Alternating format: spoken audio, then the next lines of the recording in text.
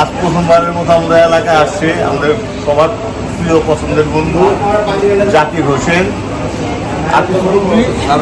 আচ্ছা, সাবেক কন্ট্রোলার বল দোস্ত, কেমন লাগতেছে বল এই এলাকায় এসে? না না, রামপুরা তো অনেক পুরনো জায়গা, আমার এখানে অনেক এসছে। আজকে লিটন এবং পলাশ, তাদের সান্নিধ্য পেয়ে খুবই ভালো লাগছে। সাথে আছে আমাদের বন্ধু নাইম। আর কিছু তোকে তো কিছু আপ্যায়ন করতে পারলাম না, কিছু করতে পারলাম না, যদি আপ্যায়ন করছো তোমরা, এবং তোমরা এখানে এসে আমাকে যেভাবে করতেছো আমি বিব্রত। হ্যাঁ, এরা খাদ্য সন্ত্রাস যে একটা বিষয় আছে সেটা আবার প্রমাণ করলো। না না, তুই এই এলাকাতে আসছিস, সেই এলাকাতে আসার পরে তুই দুপুরবেলা না খেয়ে চলে যাবে, এটা তো না। এখন এরা বাঙালি যে কালচার অতিথি নারায়ণ, সেটা শতভাগ এরা বাস্তবায়ন করলো। আচ্ছা, রেজা সম্বন্ধে কিছু বলবি? না, রেজার জন্য শুভকামনা। ও 22 তারিখ রাতে বা 23 তারিখ চলে যাবে ইউএসএ। আমাদের ভালো বন্ধু।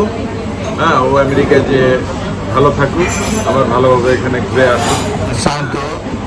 সায়ন্ত তো আরো সেলিব্রিটি, যে ডাক্তার। এই সময় তাকে তো আর এই এলাকায় পাওয়া যাবে না, এই কারণে তাকে আর এলাকাতে যায়, এই এলাকাতে যায়। আমি ওই যে এই প্রথম আমি দেখলাম যে নুরুজ্জামান পলাশ জানায় শোনায় একটা ভিডিও বানাচ্ছে আর কি। নর্মালি তো মানে সে তার কর্ম যেভাবে চালায় আর কি।